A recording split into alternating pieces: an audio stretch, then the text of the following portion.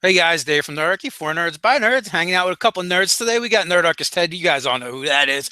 But today joining us, we have Zach from Blues Light Painting, a Ew. professional miniature painter. Zach had sent me an email, and I was just getting ready to tell the story offline, so I'll just tell it online. But you had sent me an email going, "Hey, you want to check out? I paint some minis. Can you check it out? Maybe we'll send you some stuff, and you guys can show it off." And yeah, not to sound too conceited or too much of like a jackass, but we do get a lot of those kinds of emails and messages. So you got something I can look at, and I looked at, it, I was like totally blown away. I'm like, you guys should probably check this stuff out. And I was like, Zach, do you want to come on our live chat and show off the stuff that you do? Your work is really good. Well, I really appreciate the opportunity. Like, I sent that out, and I was just like, yeah, maybe they'll have me paint some stuff. Like, I know in some of your other videos, it's like, yeah, Ted's got a bunch of minis that are hanging around. Like, maybe I'll paint a couple of those, and that'll be it. And it's like, yeah, you want to come on the live stream? Like, yeah, definitely. Okay. Yeah, yeah. Hey, and also I'll say, if you ever want to do some tutorials on the website, I'm I sure I'm can. sure we can make that happen. I'm sure I can make that happen for you. Oh, sweet. So So let's actually get into a bit of the painting stuff, which I'm certain Dave will glass his eyes over, and we'll because he doesn't actually get into any of that yeah, stuff. I'm actually going out to lunch now, guys. Have fun.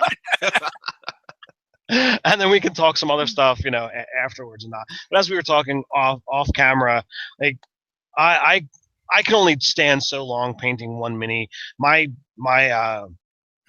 dexterity is pretty good, but like I've known painters who are like, oh yeah, I got the one bristle brush for doing this and for doing that, and I'm like, yeah, I don't have that. And he's like, oh yeah, I've got the glasses that I put on that have the multiple magnifying lenses, and I'm like, yeah, I don't do that either. Ted, are your friends? Do they happen to be Tinker Gnomes? No, this is Jim. Jim is far from a gnome. But that's my buddy Jim was the best man at my wedding. He's really good when it comes to painting stuff. I actually have a old Warhammer model that I'm like, wow, this looks like Boba Fett. And the one year as a present, he actually got that model and painted it, in a semblance of Boba Fett. One of my favorite pieces, sits proudly on my display stand. And then I have another friend who he very much was involved in Warhammer, and one of the Space Marines has like a checkered print as one of their patterns, or did, and he painstakingly went through the checkered pattern across the bottom of this guy's cloak, taking into account the crinkles and the way that the mini was molded. And I'm like, how long did that take you to do? So that long-winded, how much time do you spend on Well, like a piece? it really depends on the piece. So I can give you some perfect examples. And so, all right. So this is the first miniature I ever painted, and I Okay. got to spend 1 hour on it because I haven't been actually doing this that long. Okay. Uh, the first miniature I ever painted was at PAX East last year at the Reaper like paint and take booth. Okay. So they had like two or three models you could pick up, and I was like, oh, this one looks fun. So I painted this, and I'm not sure how well you can see that, but Got to hold it back a little bit. I think it's kind of abysmal. The paint's really thick and smudgy and very much Well, new. for an hour's worth of work, I would say it's not bad. I mean, looking at the cloak, I mean, you definitely added some layering there. The symbol on the shield is basically as good as I'm going to be able to do. And like I said, I don't consider myself good, and at any use of that word, I'm okay at best.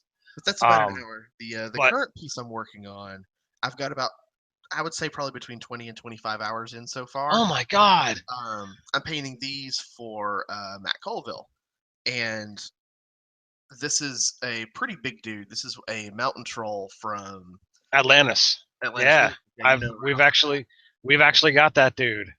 So That this is what he's not done yet. He's almost done. But that's Yeah, about where see, he's at. that is. glorious. I know that particular miniature, and it is a fantastic mold, and I do believe you gave it a paint job worthy of the mold. Thank you.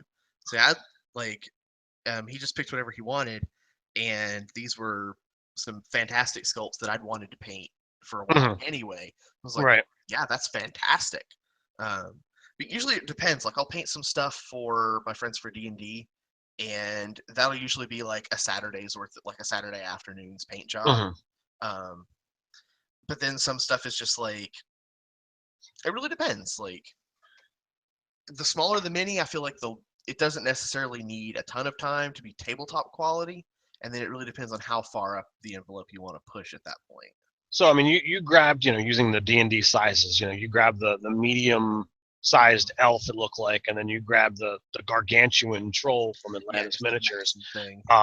So I mean, I can understand how the larger the mini, having the larger time commitment, because I mean, even just your base coats can take longer, and when you've got something as fabulous as that troll, like, you got to get in the nooks and crannies. You got to really give that one out. And so I wasn't even thinking about something of that size, because I don't typically go down that road. Most of the stuff that I get into when I've got time is literally on the the medium or large size, and that's about it. You gotta really have an investment in an idea if you're going to be going for something that's larger. So something that's about kind of a little bit larger than hero size, I would say, like a little bit like a head and a half taller than that. I painted these Space Marine Centurions up, and they're a good bit taller. And like that took me. I wasn't logging my hours at that point, so it's a good estimation. But it was about a week's worth of evenings. So probably like 10 hours? Probably like 10, 12 hours or so and there's 3 of those guys. But they're all kind of the same. So if you're doing a section, like if I'm doing the gold trim, I'm doing the gold trim. Yeah, you start off doing all the blue, and then you start off doing your layers on top of that. Okay. So yeah, that's like, it really depends on the amount of time you want to get involved. Like I did a piece. This was just some fun it was a little prop / magic item for my D&D campaign. I had a leftover piece from War Machine, so I did this like sword in the stone kind of deal. And that was nice. That was like one evening. That was probably like 4 hours. I like the added gauntlet to it. I think that's the added gauntlet was actually, it turned out really cool. It got to play a little role in the game, but it was actually just me being lazy because it's sculpted on the sword. Yeah, I imagine that was the case, but like as an overall piece, I think that it was a good choice to leave it on there. Yeah, and I think if I cut it off, like the hilt is just way too small. If I cut it off and tried to move it down, it would have been too small, and then I could have tried to like sculpt the hilt back up, but my sculpting skills leave something to be desired. So that's just not quite. Well, I mean, everything is, a situation where it's like, all right, well, where do your talents lie? Yeah. I've only had like 1 or 2 things that I've kind of worked on sculpting wise. Like I've modded stuff, and I've done, things where it's like, okay, well, I'll fill in the details. But I made like 1 creature out of Sculpey and 1 half creature out of the Sculpey. And that's about it. And the one I think I really enjoy, it's like kind of had an ooze that took over a suit of armor. Oh, that's really cool. So like I actually carved, like, it was a Dreamblade miniature that was called like a Sun Titan or something. I carved off its head and carved off its legs, and then took Sculpey to build up a base to it, so that the ooze is kind of what's traveling on the ground. And then I did like hot glue coming out of like different areas, dripping down to really show off, like, oh, well, this is the ooze inside the thing. And then where the head was, I actually took a Grick and had that be its head coming out of it, so that there was something there. And then the armor was golden, and then the ooze, all the pieces were like yellow. I wish I would have thought about it. I would have grabbed, a handful of stuff off the shelf, but it's okay. Yeah, well, you are 1.5 creatures ahead of me in sculpting at that point. Okay. I only reach for the green stuff to fill in gaps and things like that when I'm going to paint. I need to start trying to sculpt like at least some little like decals and stuff just to start getting my hand at it. But it's just not been a thing yet. So that kind of like segues into Comic Book University's question. I think you kind of answered it. Do you modify any models before you paint them? I Oh yeah. used to modify Warhammer 40K Necrons in cool positions. Oh yeah. It's very rare that I'll put together anything that's completely by the instructions. I'll at the very minimum I'm going to swap out some of the little. Well, it's like I'll do a lot of Space Marines because I'm building an army for that, and they come with all kinds of little decals and bits and bops that you can put on there, and they're very free form in where they go. You can do whatever you want, but like reposing, anything that comes with stats for weapons, they all get magnetized, so I can swap arms off or swap guns off. Wow. That's I impressive. I didn't have the presence of mind to bring up anything that was magnetized, but I feel like a lot of people. The only thing I would say about that is it's my rule for everything is be brave, um, because like for magnetizing, like it'll tell you exactly what size the magnet is. So I've got the drill bit for that size, and then just really quickly Nice. get out So and glue it, and it's good to go. so do you play 40K or Warhammer in a Mhm. way that they say whatever the model's got is what it's got, or do you do that for your own enjoyment? A little bit of both. I haven't played for a while. I'm waiting for the new edition to come out to kind of Okay. completely jump back into it. Well, But just to let you know, my while is like 10 to 15 years. So I have a Lizardman army, a Wood Elf army, and a Space Marine army. If I had the wherewithal, I'd like to also have a Chaos army. I'd love to have a Necron army, but I actually have no desire to play the game anymore. well, I'll say really quickly that the new edition of the game is miles better. Have they streamlined how to play the game? For Yeah. instance, here's the last game that I played. It took a weekend. I showed up to my friend's place with my models, my army created because we already had decided on the point value. It was a 4-player game, 2-on-2, and Saturday was spent with the other 3 people making their armies and us setting up the terrain. Oh, Lord. Sunday, we played the game. One of the players was playing orcs, and it took him an hour and a half to do his first turn because he moved every single piece. And if you've played 40K, you know how many grunts and how many orcs you can field in a 2,000 point army. And he had the models for every single one of them. And as much as I love my friends, the 8 hours of waiting to play the game and then 6 hours to play the game turned me off so strongly that I still have all my stuff, but no desire to do it. Yeah, the new I haven't gotten because the new rulebook comes out next weekend, I think. But some of the YouTube channels like Mini Wargaming and Tabletop Tactics and stuff, they've got like early copies, so they're doing some battle reports. The new edition takes about an average of an hour and a half to play. Wow, that is really nice. That's a Core rules big difference. they've got like a big book that's full of fluff now, but the actual new, this is the first like rewrite of the rules since like 3rd edition, and I think the core rules now are like 12 pages. Just like get in and play, but yeah, for the actual question, the a lot of tournaments will have you play WYSIWYG. So if your guy has a plasma pistol and you can't say it's anything else, you have to have it be a plasma pistol. But if you magnetize all your stuff, then you don't have to be committed to, well, I really like the way this gun looks, but I want the rules for this gun, so I'll swap them off and be good to go. Well, that is highly creative and imaginative. Never would have thought to do it. They must hate you at tournaments. I would bring all my guys out with the wrong stuff just to fool the other players, then swap them before you put them down.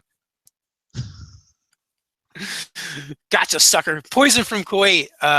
Did you ever paint a bronze models? I've painted. I haven't painted anything like a big statue for anything like majorly bronze yet. It's on the list, but I've painted some bronze like accoutrements on the items. And if you want like color recommendations, I can make color recommendations. The easiest thing I can tell you for bronze is don't look at your paints and live by what the label says. If it says, "Oh, this is gold," that's yellow metallic paint. Like if you want bronze, you can get like some darker brown metallic paints, and there are some things that are labeled bronze and labeled gold, but they're if you put them together, like if you swatch them out, they're not really that different. So just build up something dark and then build up something light. If you want it to be weathered, you can get like a verdigris paint that's going to be green, like bronze copper corrosion, but you can make that yourself out of some blue green and thin it out really well. But just weather the thing up and it'll look like old pennies, and you're good to go.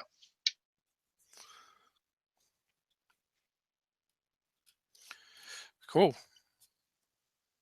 If you're into that painting thing. For me, the greatest boon ever was the pre-painted plastic mini line. Well, I think it's actually funny. The pre-painted line, that's what I kind of like. That's when I first got into miniatures. The first time I played D&D was at a friend's house, and he had like the big box of all the pre-painted minis from 3rd edition. And we were playing 4th at the time. And I was like, well, this is really cool. And then it kind of like sat in my head for years. And I never really got into it until it kind of just fell into my lap, for lack of a better term. And then you realized, wow, I am fantastic at doing this. I decided I'm gonna like go ham on this. Like I can't tell you the hours of YouTube tutorial and written tutorial that I just chewed through trying to glean any ounce of knowledge that I could. And if that's the only thing I can say, that's one of the things I can say is if you're looking for a tip on how to do something or how to get started, it's most likely already out there in spades. Like especially getting started, or if you want to paint something, if you just want to get like your Space Marines or your Orcs or your adventuring party on the table, there are plenty of channels and things already that will give you that starting ground. But after that, that's when you have to take the be brave rule and you have to kind of fly on your own. Nice. Archangel 1337. I have like 14 armies, all magnetized, Dave. I've done that swap you were talking about. Some judges won't allow it, some flip out, and some were like nice cloak and dagger tactics. Apparently, I'm not as clever as I thought I was. What else is new? So I take it usually. I mean, your players must expect minis in your games. There's no theater of the mind. Well, it really depends because I try not to have. I'm trying to build up my backlog of just like the DM's cabinet of minis to pull out at any given point, but I just don't have that up personally yet. That's what the Reaper Kickstarter is for. But yeah, I've got almost all my adventuring party kitted out with like minis. It's like pick a mini you want and tell me how you want it painted, and I'll make it happen. I think I've got a couple players that still need theirs, and then I'll paint monsters as I go. I was out of town and brought some stuff with me and painted this guy up on a rainy day because we were in a forest that was all swampy and whatnot. So I thought, well, let's have some Bayou alligator monsters. So this guy was the result of a rainy day at the beach. Wow. And featured in the game. He's pretty sweet. Thank you. Let's see. We had somebody here. It is Dominic. I tuned in as I was painting minis and find out the live chat today is about painting minis. Nice. Miniception. Yeah. They're everywhere. That's what I do when I paint minis. Is like I'll put on your channel. I'll put on 2 or 3 other channels and podcasts and things that are nerdy and kind of get me in that mindset to just what am I going to do for this guy. And I'll listen to that for hours while I'm just painting out. So when did you start the mini painting business? How did that come about? That came about because people kept telling me that I should. It's It's like, you're really good. You should do something with this. You've got a talent for this. You should make a business out of it. And my wife lovingly encouraged me. You need to get this started. Like, did you file your paperwork? Did you make this happen? So I just kind of decided, well, I'm gonna make it happen. Like, I'm working a regular 9 to 5, and it's a 9 to 5. But it's, when you find that thing that you discover, that's what my passion is. That's what I want to do. It just kind of, like, for me, it hit me like a bolt of lightning out of the sky. It's like, oh, I could do this. Like, I could make this be a thing. So that many people are hiring you to paint their minis? That's what you're doing? No, not yet. I sadly have not been Okay. able to make it full time. That is hopefully, that's the next goal, is to get enough people to want minis painted to where I can paint minis all day, and just because I don't feel like that's not work to me. I'm doing the thing that I want to do. But yeah, I've not been doing it super long. Like I said, we started doing it at PAX, and it just kind of blossomed from there. Paint one here, and then you build up your speed and your skill, and you can just crank stuff out at a better pace. But the thing for me that's been really good is when I've painted things for people is to work out, like, what do you want? Because I find that there's two kinds of requests that you get. There's, hey, could you paint this for me? I'm thinking this model, and that's about it. Just make it look awesome. Right. All right, I'll just go crazy. And then there's the other request is, oh, I'm thinking this. I want these colors. I want it to look just like this picture. I'm like, well, that's all right too, because then I've got like a really easy guide to go by. It's like, well, I can replicate this with this and whatnot. Like, I had for my D&D game, one of my friends was playing a barbarian, and I was like, well, he picked a model from Reaper, and I was like, okay, well, how do you want him to look? I was like, well, I want him to look like Kratos, basically. It's like he was playing a Goliath, they're gray, and he wanted some marking, so he got Kratos. Wow. Can you back that up just a tiny bit? Yeah. That is awesome. So, I mean, it's not like, I mean, he's pretty small. He's, about a thumb. But he was a lot of fun to paint. And just because you have that little thing, it's like, oh, well, I wanted to look like Kratos. Well, then that's the reference images, and, like, how hard do you want to go in the paint for that? Wow. That And how long did that really- guy take you? Not really that long. He was about an evening and an after. Like, I say evening, so he's probably like 6 hours, all told, from start to finish. Man, that is impressive, sir. Well, thank you. I appreciate that. But speaking of start to finish, I did have a couple things I wanted to throw for people who were like, oh, I really want to paint my minis, or I backed this Kickstarter and now I've got all this plastic and I don't know what to do. So I had a couple things just for that, just to help me. I've decided to paint, and that's as far as I've gone. You mean you can't do the standard? I buy the flat color that my army is. I spray paint them all one color, and therefore my army is done. If that's what you want, you can. I don't believe there's anything wrong in painting, but I think there are things that can be better. I think majority of my Dark Angels are Dark Angels green, and that is it. That's all right. I mean, like, I'm never gonna go to the shop and like put down my minis, and someone comes up and I'm never gonna throw anybody any shade over. Oh, well, my minis are just base coated, and that's it. You took the time to base coat them. That's way better than playing against a guy who's just got some gray plastic. I have actually fought people where their minis were not even fully assembled. It's like you've got the base figure and they're missing arms or heads, and it's like, well, you can clearly tell that's supposed to be a this. And I'm like, well, I'm not gonna argue because my guys. Yeah, I was like, my Space Marines, they're a mixture of all the different MKs that I've had access to. So I've got some BKs and some MK2s and some MK3s and whatever else. You got to have some BKs to throw them in there for fun. Absolutely. But number one rule when you get started is I'll see people say, should I prime my models? Like, if it's a Games Workshop model, if it's a Reaper model, if it's from wherever you get it, My answer is always yes. I know Reaper says you don't have to paint or prime your models. That's cool. I just respectfully disagree.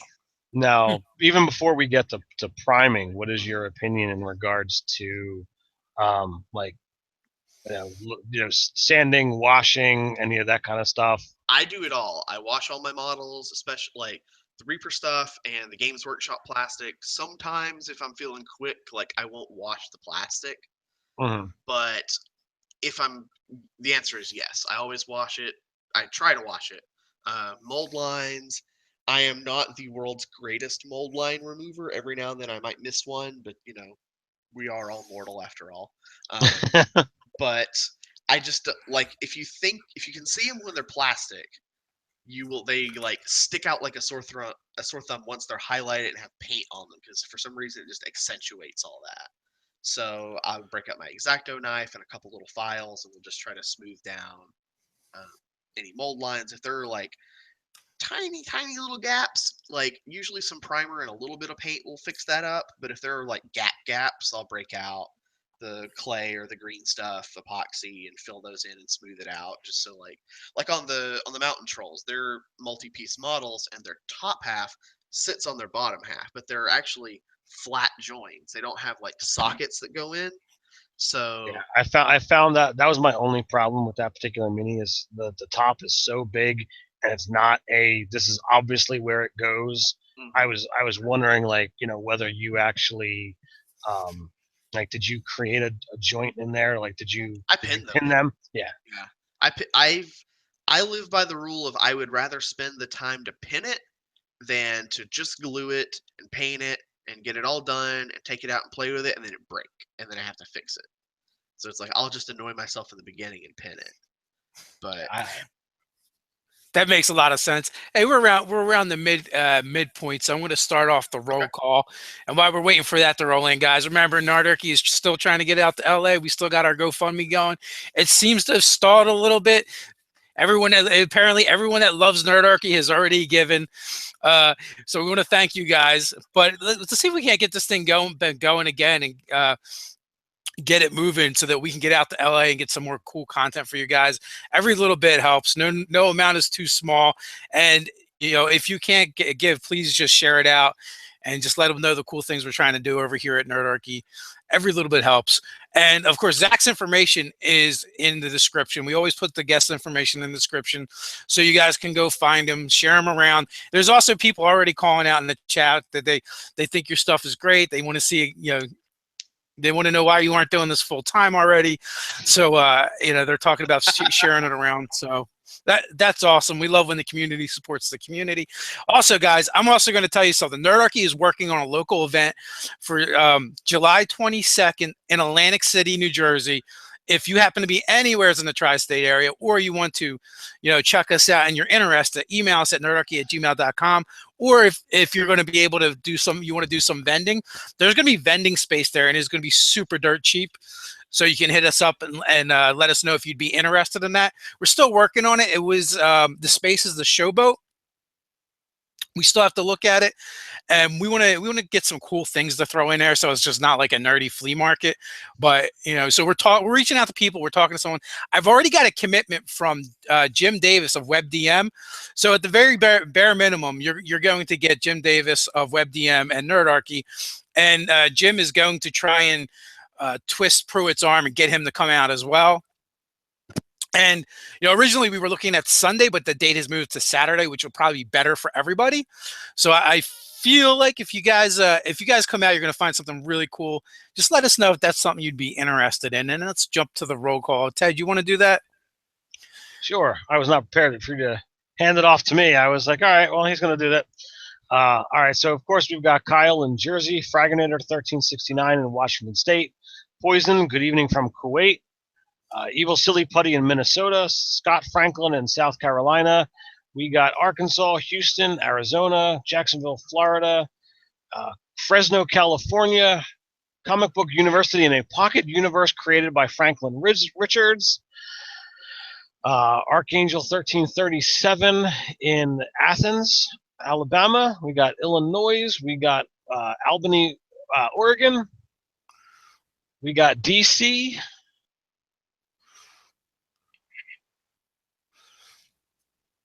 And that's it for now, folks. So let's go back. Oh, Ohio chiming in. Let's jump back into some minis. So, do you have a favorite piece, or yeah, what's your favorite piece? You must have one by now. My favorite piece, sadly enough, I didn't bring upstairs. Ah. I did a Space Marine captain. I've been following this narrative campaign from Tabletop Tactics for months, and they were doing a really good like story. They were doing Ultramarines versus Necrons, and they had like this particular captain, and I was having to paint up the same unit, so I just modeled my captain to be the same and painted it up like because I pushed myself. I was going to get it done before the end of their narrative campaign, and finished it up and had magnetized his arms so I could swap him off and do all kinds of different weapons and things. Painted his jetpack with like jets blasting out the back, and I thought he was really cool. He's smaller than a lot of my big stuff that I've been working on, so it's like I don't think he would immediately pop out as like your like oh that's your showpiece. But it was the first thing that I'd set like a really like firm date for myself and met the date. Okay. So it's like yeah, he's a goal. Well, it has personal meaning for you. There's nothing wrong with that. Exactly. So, Comic Book University says maybe you could make it out to Atlantic City. I think that could definitely be a possibility. So that would be cool. Yeah, so I'm seeing to see how many people that have actually been guests in the live chat that are local enough for us to make that happen. That would be super cool. Maybe we can reenact the live chat in person, on a stage or whatever. That would be way awesome. I mean, also give us a chance to actually meet in person and see some of the stuff firsthand. That's best way to sell your work is to see your work and actually touch that piece. Yeah, I mean, Twitter photos and Instagram. Ted, stop touching Zach's piece. Of course. It's got to go there, Dave. I varnished it. Oh, Ted can bring his minis. You guys can have a mini off. I don't know if I've got enough space in the Jeep for all my minis. We will find Ted will have a mini off. We'll find people with swords for him to fight. This will be great. First, we'll get him demoralized when he has to put his minis next to Zach's, and then we'll get Wayne from Dungeon Crate to run him through. You're not gonna set me up with getting the shit kicked out of me by Vin Diesel first. No. They say hashtag Ted Crush puny actors. That's there was another hashtag in this one here. How did this one go? I saw it, but I don't remember what it was either. Hashtag Crush Friends Armies. Yeah. Hashtag Ted Crush Friends Armies. With a sledgehammer. I am very glad that our awesome fans out there think so highly of me. Either that or they're just trying to boost me up so that I get slaughtered. Either way, it'll be a good time. If you're not Ted, somebody. Kyle says we can get bandwidth. All right, so Zach, we talked off camera about you gaming. You play in a weekly D&D game. Are you player or DM? DM. I am almost always the DM. Okay. I sadly almost never get to play, but that's okay. Is that choice or is that just the group setup? A little bit of both. I like to DM. I have no problem DMing. I like building the world that then my friends go in and do stuff too. So you homebrew then? Yeah, I homebrew almost everything, just because that's just my jam. That's that's the way we are as well. Exactly. So totally fits. I don't have anything against pre-made adventures. They definitely serve a wonderful role, and every now and then I'll glean ideas out of them, but they always get repurposed or renamed or something like that. But yeah, like I have a couple other friends that'll run games, but just not as often. But I don't have a problem with that because I don't know. I really like the encounter design aspect. I want to come up with good bad guys, and to me, a good bad guy is like, I want like a good Saturday morning. Like, I can hate this guy for months, but I'm not going to get to fight him until the season finale kind of bad guy. Nice. Like, I can empathize with that. you know, you can't, if you haven't, you know, if your dude falls off script too early, well, then what are we going to do? So what is your background with tabletop? How long have you been doing it? Do you stick with just D&D or do you branch out? My background, I played in my first game in, I want to say, around 2008, so not nearly as long as I would have liked. So almost a decade.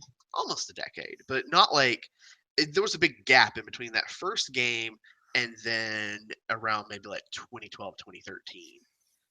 Right before 5th edition came out. Like, I tried to get all of my wife's friends to play 4th edition with me because that's what I had played, and I didn't know any different. And they didn't love it, to put it mildly. So we took a break from that, and then when 5th edition started to come out, I opted in for the beta test for the rules and all that. I was like, well, let's just give this a go. And they liked it a lot better because it was more streamlined. So we play almost always 5th edition. Okay. I've tried to break out Pathfinder a few times, but it's just not for our group. I've come to accept, and that's fine. It's totally fine. I like 5th edition. I have no problem with it. We do run a smaller, it's been on hiatus for way too long. The Fantasy Flight Star Wars game I really, really love. I should be getting my consular source book FedEx today, and I'm really happy about that. One of the things that I really love about the way Star Wars presents itself is the situations that the book or the rule set puts out there. Like, we're in a world that technology is rich, and there's far more solutions to, well, how can I do something with my non-combat stat during combat? Mm-hmm. So I'm playing a mechanic in my friend Mike's game. He's a giant insect, and yeah, he's got a good agility, and he's got a blaster pistol that he can shoot things with, but ideally he's designed to put the ship back together and repair the stuff that's going on. So I'm like, well, I could do this with minimal proficiency, or I can go over here to this computer panel and operate the machine to drop a crate on this guy's head, and I'm making an attack roll with my mechanics proficiency based off of my intellect. This is so much better than me shooting the guy. Yeah. And like, that kind of situation happens so often, and you never have the bard attacking with his intelligence or that kind of stuff in D&D. And in conjunction with that, even though they use the same term, advantage and disadvantage, like, they're done so completely different. Yeah. That I really like. I'm playing in this game solely because I'm trying to learn the system well enough that if I got a group to run it for, that I could, because I had only played 4 sessions with the Nerdarchy group, and then we took many months off, and I'm like, I don't know this well enough to run it. I need to keep playing this if I'm going to get it drilled into my head, because the rules are so complex, because the nuances are so out there, and because my base is that D20 system, and like even things like mutants and masterminds and cipher system, they're still drilled on that 20-sided die. And here, chuck all that shit to the wind. Like, even rolling initiative, it's like, nope, you're still using these dice. Pick your vigilance or you're cool. Yep. And you use a lot of the dice except for the D20s. So. Mm-hmm. And that's what I love about that game, is it's just so, it doesn't feel like I'm playing something that lives in the D&D world. And by that I mean, like, I'm playing something with classes that are specific classes and D20s and things like that. It's very its own thing. I'm not super hip on the history of it. I'm sure it's built on something else, but it just feels like a very completely separate game. And it's to the point where I've, like, Destiny points from Star Wars now live in my D&D game, because like, every now and then I feel like my players need to, well, did we have the thing? Do we want to introduce a fact? fact. And that's one of the rules I loved was, okay, you can burn these destiny points to introduce a fact, but now I get a point to make your lives more complicated. All right, well let's touch on that, because that is something that I've considered. Do you bust out the force dice and have everybody roll just like just like you would do in a standard Star Wars game? I just do the destiny points just as plain, just they exist as a separate mechanic.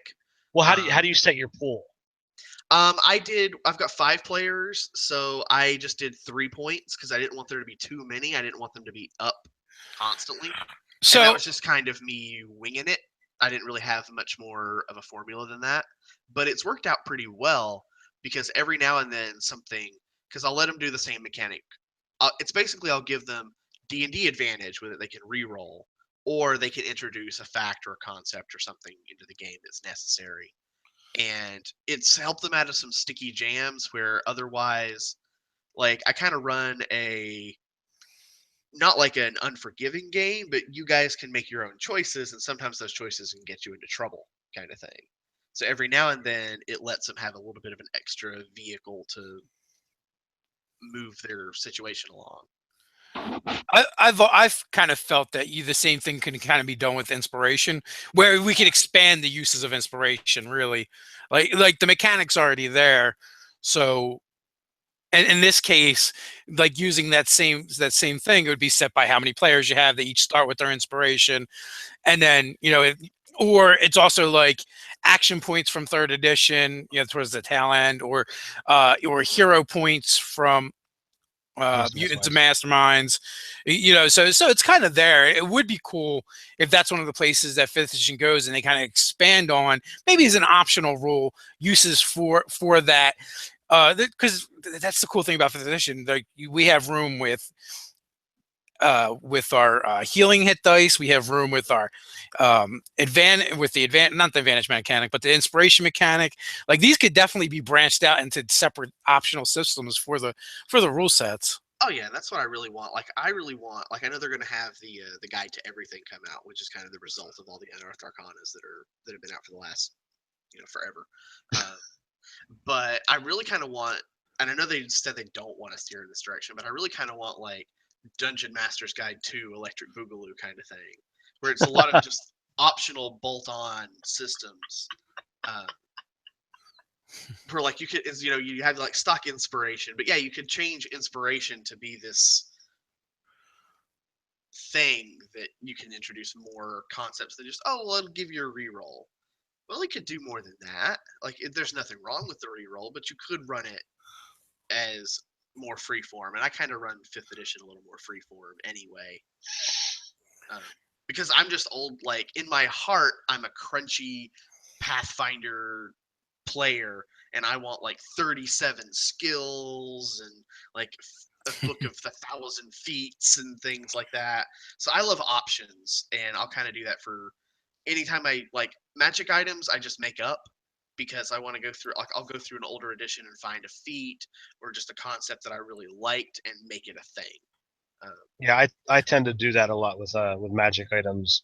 Like, when you find stuff in the game, chances are 50% of it is stuff that's out of my head, as opposed to something out of the Dungeon Master's Guide. It's like, well, everybody can see those. I mean, I want to give you something that you're not going to know.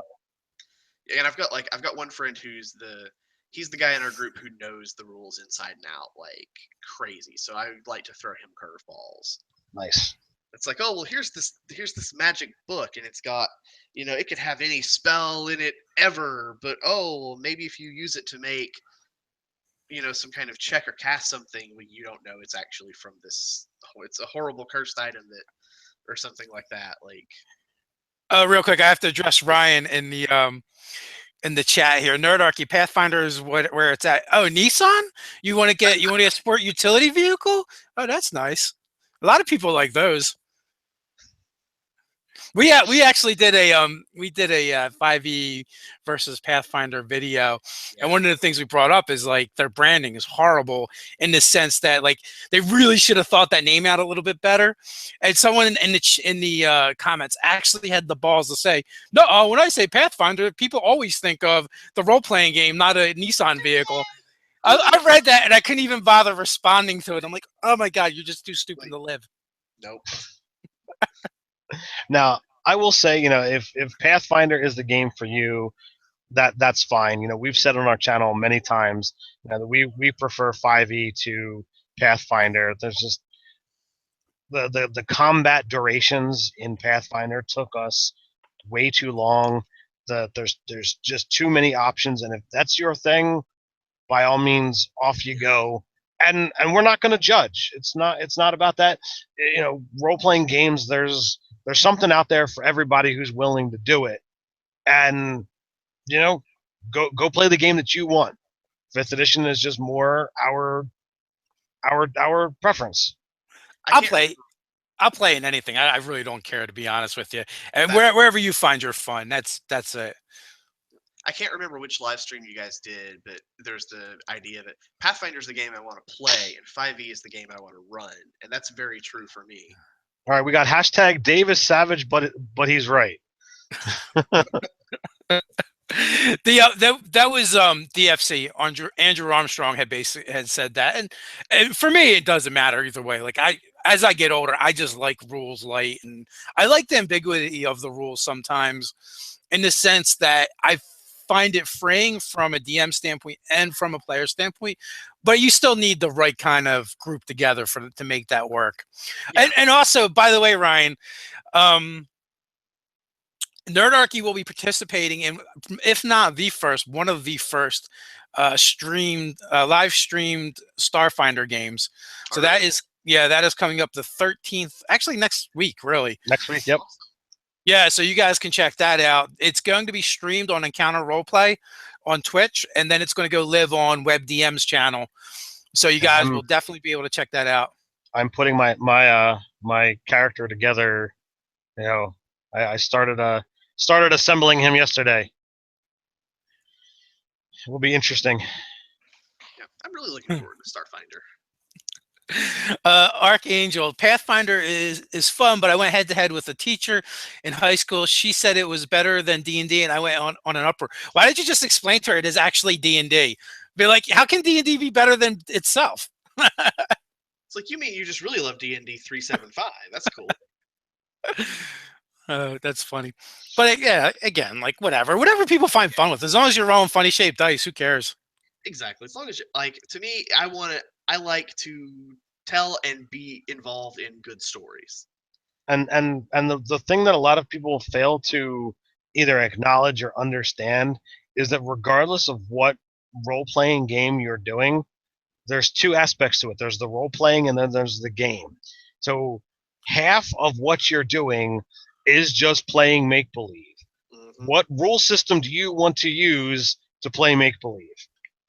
And it's really as simple as that. Funny, Comic Book University, hashtag phase rip for life. And like, to the point, we are literally running and playing a dead game on our channel, right? Like, you can find it online and you can get the rules and you can play it, but it is, for all intents and purposes, it's a dead game. I laughed my ass off the other day when Doug is like, oh yeah, you can get it on Amazon, because it's like aftermarket and like $200 for the box set. But and if somebody wants to go get that to have a physical copy as opposed to on the computer, by all means, use the Nerdarchy link. But yeah, so like, so we're putting together this other super group game with WebDM, Dawnforge Cast, and Taken 20, and like, one of the things we had to make decisions on was, what are we going to play? What kind of game do we want? And it's going to be 5th edition Dungeons and Dragons.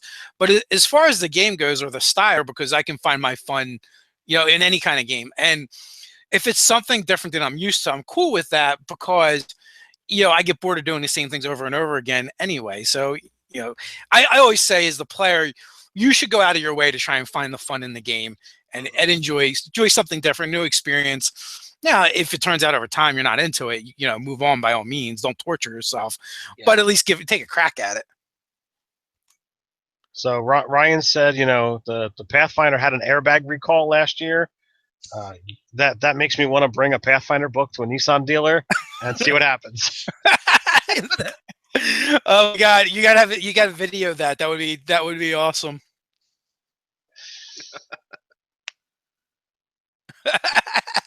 Oh, that's funny because Doug chimed in. He's like, "I warned you, you might need an excellent resources in the link to that article, but because of yeah, that's funny." I totally kind of missed. Like, I overlooked the game reference as to what excellent means and resources, but I think it's pretty wealthy. It's not monstrous, mind you, where I think you have the disposal of a nation at your beck and call, like Doctor Doom. But So what are you playing, or are you playing or running the Star Wars FFG game, Zach? I will be running that one as well. We haven't that one's been on hold since before Christmas, I think. Okay, Like, that's a long delay, man. it's probably going to be when we pick it up. We're just going to roll new characters with the same players at this point because I don't remember what was going on. I've got my notes in a folder, but Right. if I had to tell you really quick, they were in trouble with the Imperials, and that's about it. oh, you know what? Hey, chat, if you get a chance, why don't you tweet at Open Legend? You want to see him in Atlantic City, so we can turn that rock steady maybe into a definite. Get him to play some Open Legend with us out there. Tell him you'd like to see that, even if you do live in Kuwait. But I think, and that's cool too, because you are local enough. If you make your way up here, that would be great. We definitely get some gaming in. I'm so happy too because it changed from a Sunday to a Saturday, which is cool because maybe we can do like an after hours thing. That would be a lot of fun. Oh yeah. It just opens up a lot of stuff. So, questions I get asked most often. Okay, go for it. Does priming matter? Yes. Really quick answer, if you're going to do your Reaper stuff, I have tried so many things because the plastic that they use, a lot of stuff doesn't want to adhere to it that well. Go to AutoZone, get this. Krylon, camouflage, ultra flat. I use black for most everything because it just covers very well. If you are in a situation where you cannot use a spray can or you just don't feel like doing that, Vallejo, I rep them a lot. They make surface primer, which is a polyurethane acrylic primer. It's made for airbrushing, but you can brush it on just fine. You can thin it with water. I usually will thin it about 3-to-1 primer to water, and I can brush it on, and it's just fine. So do you brush or do you airbrush? Or do you do a combination? I do both. I airbrush my primer anymore just because, well, I airbrush almost all my primer. Some things I still want to use I'll still use the rattle cans on all the Reaper stuff just because it bonds to their plastic really well. But like the trolls, I actually have a second one that I've airbrushed and I did what's called zenithal priming.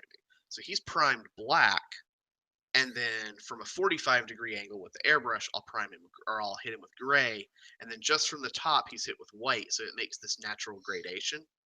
So if you look at him from this way, he's really dark, and this way he's really bright. So that when you apply your base, like skin tone, for example, if you apply it really thin, that pre-shading still shows through, and it creates natural shot like highlights and shading for you. But that is something I've never considered. That's really cool. Oh yeah, I do that a lot at this point. Like it's kind of my standard MO is everything gets prime black and then pre-shaded, because that's what I did for this guy. But then I'll go back in and where he's mainly brown with green, I try to do a lot of complementary colors because it's color wheeling, but it looks really good. So the browns are shaded with like some purples and like dark grays, and then highlighted up with yellows. So it makes this really interesting brown rather than just brown.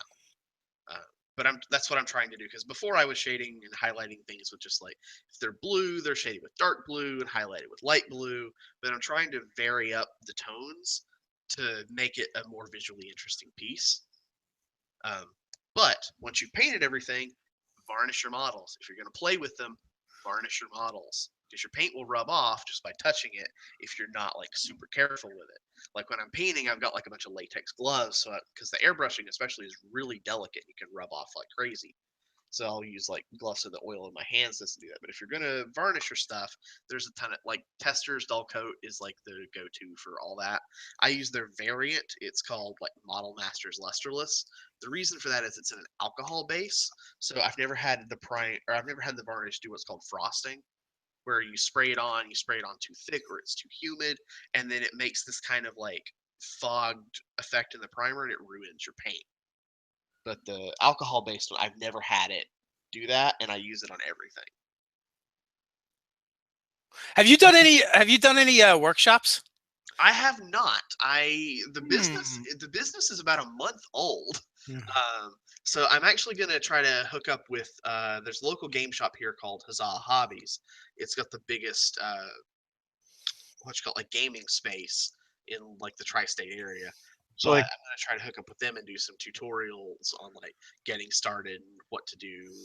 so like potentially on the 22nd next month, if you're able to make it, perhaps you could run some tutorials on how to do the basics, how to do how to do this, how to do that at the convention. I could definitely do that. Because basics is as far as like if you want to get something tabletop ready, you don't have to like go in and go super try hard on stuff. Like base coat, wash, highlights, varnish, and it's gonna be perfectly fine. Because especially if you're playing with stuff on the table, if I'm sitting at my D&D table, my mini may be 2 to 4 feet away from me. I'm not gonna pick it up and look at it like this constantly. It's got to look.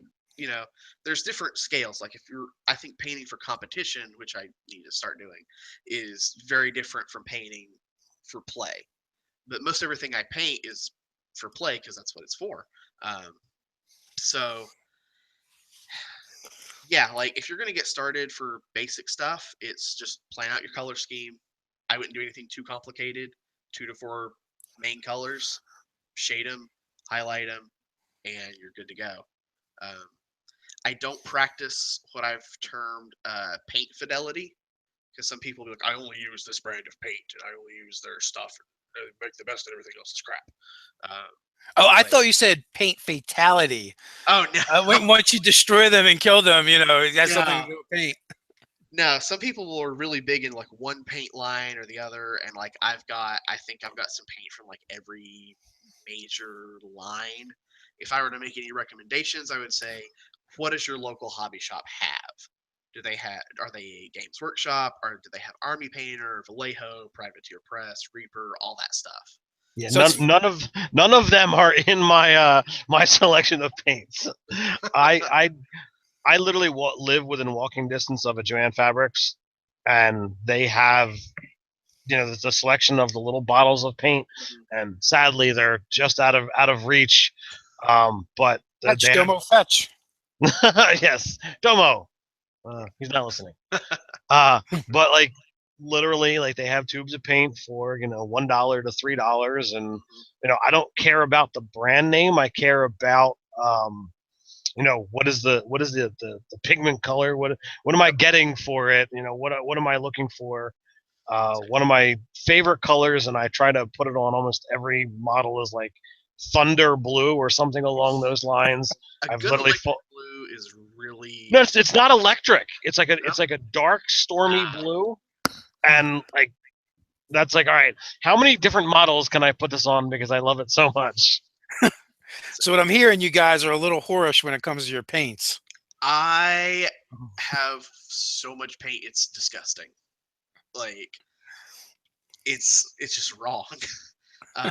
I've never actually tried the craft store paint, just because I did a lot of research getting started, and everything on the internet told me that you need model paint for models, partly because the pigment is finer, so you can thin it down a lot more and it'll hold its elasticity. And a lot of the especially the model paint that's made for games, like Vallejo makes their game color and stuff like that. The paint's a little more durable than craft store, but I haven't personally used it, so I can't vouch for that. That's So Google wisdom, but I don't. I found a lot of that to be. So Comic University says, it must be a paint harem. Somebody's saying that the craft paints from Walmart works for him. I'm sure And they do. somebody else says, you can never have enough. You can never have enough. Well, I'll take it back. I do use the craft. I've used craft paint for terrain because just by price, like this little bottle of Vallejo, it's one of my favorite colors, Scarlet Red. This is like $3. So it's like, or it's $3 at my shop. I'm not sure how much it is elsewhere. But if I'm gonna do like a big terrain piece, I'm gonna use a lot of paint, and Mm-hmm. I don't want to wipe out my paint supply for that. So like, if I'm doing like hills and rocks and stuff, that's craft store paint, and it looks just as good. I have found that I will avoid with you know the highest degree possible any Games Workshop. You know, their pots of paints are typically, at least back when I did, half the amount for at least twice the cost of the other paints that are out there. And I went for a while of not being able to paint or not having anything that I needed or wanted to paint, and my entire supply, is done. It dried out. You can't like there's a certain extent where you can add water and get it working again, but after there's a certain threshold, once you cross it, it's done. It's trash. So that's really fun. I brought up an example. So these little Games Workshop pots, I don't have a problem with the Games Workshop paint. I hate these pots. And that there killed any potential Games Workshop sponsoring in the future. But if you open this up, you see all this like crap under the lid. Yep. That's all wasted paint. Like, look at this. It's like big and chunky. And no matter what you do, you can't stop that from happening. So I went on Amazon, and I didn't bring, like, I've got an example here. It's the same. I didn't bring up the ones I've decanted, but they're the same bottles as Reaper, and you can get them on Amazon in like a gross. And I'm decanting all my Games Workshop pots into dropper bottles so they don't dry out. Okay, there's a couple things that have to be addressed immediately here. One, Archangel 1337 Games Workshop is dead to me. They hurt Ted. Very important. STWL Fat Nerdarchy, where do you guys get your minis figures from? Because the only place I've seen that has customization I want is Hero Forge. So I'll let you guys handle that. I was in the middle of typing a reply, so I'll just delete that and answer the question verbally. I buy a lot of the Reaper Bones minis. They are that bland white plastic that you can easily apply a base coat and go from there. Like I said earlier, those kind of minis I can finish in 3 hours of a decent paint job. Besides that, I then tend to move into any other bulk lot that I can get from, whether it be Heroescape or Mage Knight or Dreamblade or any of those things that they're pre-painted but out of production, because you can get a lot of bulk lots on eBay and just either kit bash your heart till your heart's content, or look for the specific model that you want. I will throw out a bit of warning that some Heroescape, some Mage Knight, the models are too thin to really do a lot with. So there is going to be some stuff that's just junk to you. You'll have to, this is a bad guy mini, or this is literally just crap. Some of the Dream Blades are you're gonna need a crazy campaign to make them fit. But all of it is pretty much good for kit bashing to some degree. And I take the opposite route that Ted does. If you're for that, like, I'll use a lot of, like, for D&D, Reaper's my go-to. Oddly enough, the new models that have come out from WizKids for both D&D and Pathfinder, they come 2 to a pack, and I believe they retail for $4. They're actually really good. I painted up. This is one of the Elven Archers that I painted up for the Ranger player in my game. And that's a good sculpt. It's better than a lot of minis that you'll see for that price point. So I like those, but the answer of where would I get my minis is what is the dollar amount I'm looking at this mini to be worth? Price point is important. Yeah, because price point's important. If you want exactly the mini you want, down to the minutest details, you can go to Hero Forge, and I think they're like 30 to 40 bucks for a mini. 25 if you're going to get the good sculpt. You're going to go 30 if you want to try their new plastic, which is supposed to have more durable and still retain a bit of the what's the word I'm looking for? Detail. Sorry, my brain utterly blanked. I've got a handful of Hero Forge. I really enjoy the process, and then once I've made a mini that I fall in love with, I'm like, damn it, I gotta buy that now. I haven't bought anything. That's probably part of their model. It's like, all right, once they make it, they'll love it. I mean, I literally, I bought and painted a model for Dave for his birthday this summer. I'm like, oh, his character in my game is Uthengar. I'm like, well, here we go. Let's make Uthengar. And here's Uthengar. But like, hey, one final question before we wrap this up. Also, you can say whatever you were going to say. Oh, Archangel 1337. Thank you so much. He just hit us with a super chat. Thank you. Thank you. We appreciate it. Awesome. Real quick, because we always get asked this question. What is your favorite D&D race? Without even a question, I know the answer is Dragonborn. Because a couple of reasons. Like, I can play the standard D&D fantasy races in most every game. Dragonborn, I only get official support for D&D. And I have fallen in love with the Matt Colville Dragonborn voice. So I use that in my game for anything reptilian. What is the Matt Colville Dragonville voice? Can we hear that? Well, it's going to be a really bastardized impersonation, but I'm waiting for a game that I can bust out this Dragonborn barbarian that lives in my head. Because when they release the new feats, like with the feet, yeah, anything off your head, elves suck, whatever, well met. Yeah, it's like, so I really want to play this Dragonborn who's like, I am the scariest thing that ends in this forest. Nice. It's like they're just that feels very Sleestack kind of inspired to me. Exactly. I don't know if that's where he got it from, but I was watching all of his videos and I was like, that is going in my playbook from now on. Very cool. Nice. It depends upon how much hissing you want to add into it. How Dave, you want him to be. Dave's troglodytes that he's got in one game, they have far much more hissing, and it's like, okay, what's the difference between the Dragonborn, the troglodyte, the lizard folk, besides the do they or do they not have tails? If I voice them, they will all sound like that. I can guarantee it. I just always drift toward any character with strength and any character with charisma. So the idea of being a Dragonborn paladin or something like that hits all of my notches. And I'm never disarmed because in the pinch I can barbecue someone with my face. Yeah, we actually just made a ruling in our in our games. Dragonborn breath weapon is now a bonus action. Oh, that's fantastic. It's an awesome ability at low level, but as soon as you get to a certain point, it is like the most pointless thing in the game. I mean, if you're playing a fighter and once you start getting all those additional attacks, it's why would I use my action to breathe when I can just go ham with my weapon? So yeah, if you run it as a bonus action, that's not bad. So yeah, that was literally the creed this past Saturday. I think I might have to adhere to your credo there.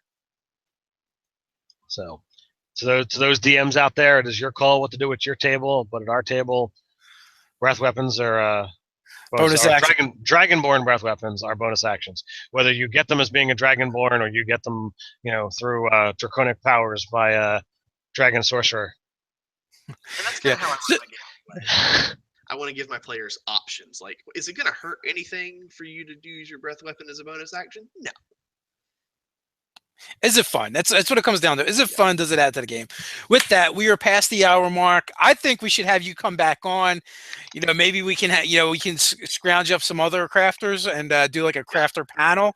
We're friends with DM Scotty. He does some amazing stuff, and also Garrett with DMG Info. Yeah, or or even just Zach and Ted over here. Okay, Ted can dust off his paintbrushes and do something with that if you guys would be interested in it. We've had like 50 people hanging out with us today, which is really cool. And Thanks, I want to thank our guest Zach for showing up. I want to thank you guys for showing up and watching in the chat. Thanks again for that super chat. Really appreciate it.